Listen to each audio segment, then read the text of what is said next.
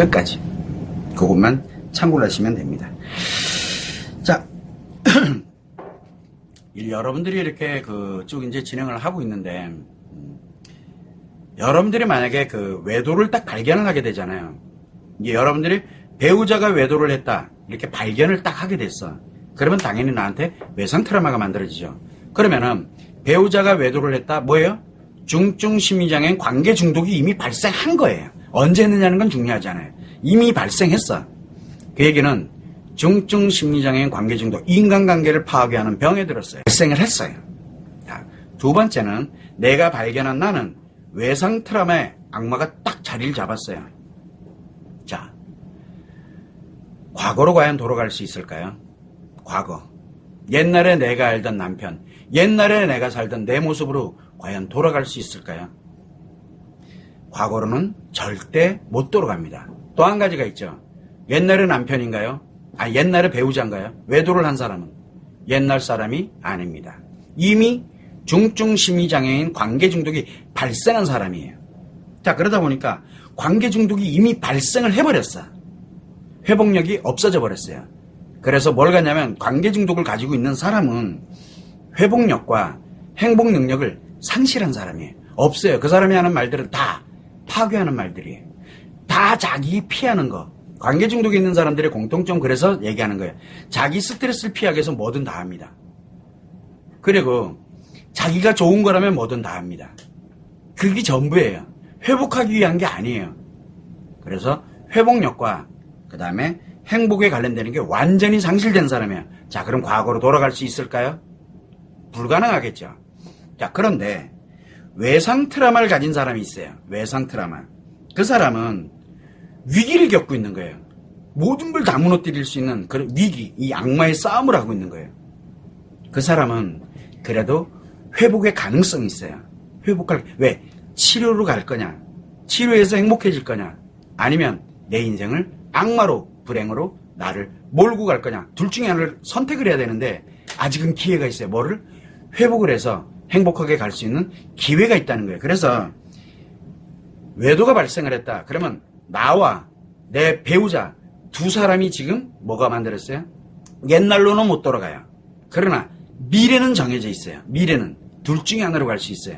행복하게 갈 거냐, 아니면 우리 다 쓰레기로 갈 거냐.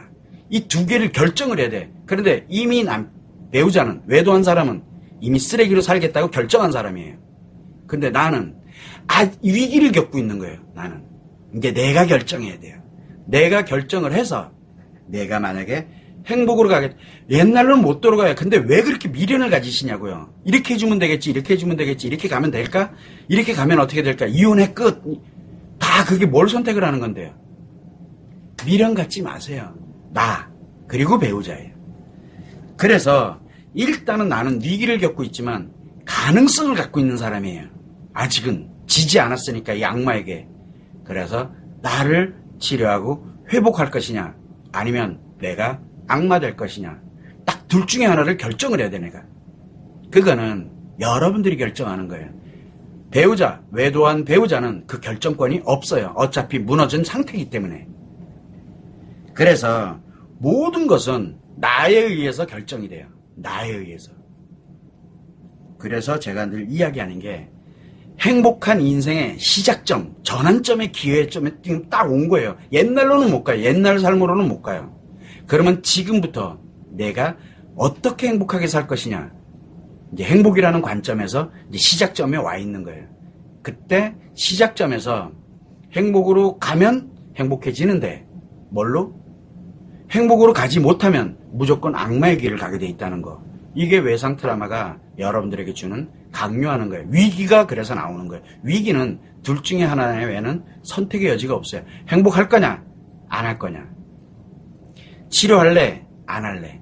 딱 두 가지예요. 갈림길이. 치료 안 하겠다. 그러면 여러분은 여러분 스스로가 바로 악마의 길로 들어가고, 그 당연히 이미 무너져 있는 사람은 영원히 치료가 불가능합니다. 근데 언제? 본인 인생이 이제 인생 다 무너졌어요. 정말 절실하게 필요로 해. 그때 본인 혼자 치료는 할 수 있어요. 그런데 이미 다 무너졌잖아요. 그런 사람들이 대체적으로 돈도 없어요. 그런 사람들이 대체적으로 치료 의지도 없어요. 생각은 해야 되는데 여러분들처럼 생각은 치료해야지. 그런데 이것 때문에 요것만 한번 해보죠. 요렇게도 해보고 저렇게도 해보고 뭐도 해보고 그러다가 다시 이제 또 삐리릭 거리면은 또 이제 관계 중독에 홀락 빠져가지고 이제 또 있고 그게 수순이에요. 그런데 여러분들은 계속 무너져서 이미 말 그대로 회복력을 상실한 사람한테 계속 거기다 대고서 뭘 하고 있어요. 여러분들 인생이 어디로 가고 있는지 한 번쯤은 생각을 해야 돼요.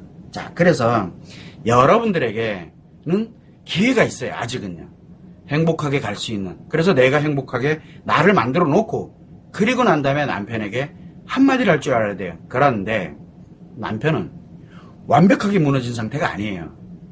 외상 트라우마를 가지고 있다가 무너지면 완벽하게 무너지는데 남편은 중증 심리 장애인 관계 중독이에요. 그러면은 아직은 살아있는 게 있어요. 심리가 하나는 살아있거든요. 그래서 이 외도를 한 관계 중독에 있는 사람들은 기회가 있어요. 그걸 유일하게 해줄 수 있는 사람이 배우자밖에 없다는 거예요. 아니면 자기가 다 무너진 채로 자기가 죽을 듯이 인생 진짜 자살 위기까지 갈 정도로 고통을 느낄 때 그때만이 치료를 할 수 있어요. 본인이. 이미 다 무너졌다는 얘기잖아요. 그래서 여러분들이 정말 아프고 고통스럽지만 정신을 바짝 차리지 않으면 남편 쳐다보고 있거나 안에 외도한 사람을 쳐다보고 있으면 일단은 내 치료의 생각은 있어도 절대 치료 의지 안 생깁니다. 치료 의지는 치료를 시작할 때 의지를 갖고 시작을 해야 행복이라는 게 만들어져요. 안 그러면 여러분들은 점점 치료에서 멀어져 갑니다. 그때 이제 가장 잘하는 게 심포도 이야기와 같아요. 심포도 이야기가 뭡니까? 먹고 싶죠? 치료하고 싶죠? 여러분들도. 그런데 하다가 안 하거든요. 본인들은. 이것 때문에 저것 때문에 외상 트라우마에 지니까. 그럴 때 이제 마지막에 외상 트라우마가 일격을 가하죠. 뭐라고? 저 새끼 치료법도 없으면서 사이비 같은 이러면서 저를 욕하면서 이제 떠나죠. 다른 데로. 알아요. 저도요. 심포도 이야기와 같습니다. 외상 트라우마가 저를 그렇게 썩 좋아하는 편은 아닙니다. 왜? 외상 트라우마는 저 같은 치료를 관련된 이야기하는 사람들 정말 싫어하거든요. 정말 싫어합니다. 그래서 여러분들이 지금은 라이브 외도 상담에 여기에 있지만 여기가 딱 끝나고 나면 다른 유튜브 영상 보고 뭐 보면서 왜 그래요? 저 걸 다 잊어먹게 만들어요. 기억 속에 남지 않도록. 그리고 또 이메일도 보냅니다. 이메일 보낼 때는 치료해야지 해서 이렇게 보냅니다. 제 답장을 딱 받잖아요. 그러면 뭐예요? 역시나 그러면서 뭐라 그래요? 외상 트라우마가 여러분들한테 딴 데로 그렇게 가게 돼 있어요. 그게 수순대로 갑니다. 그게 여러분들의 인생을 어떻게 만들어가는지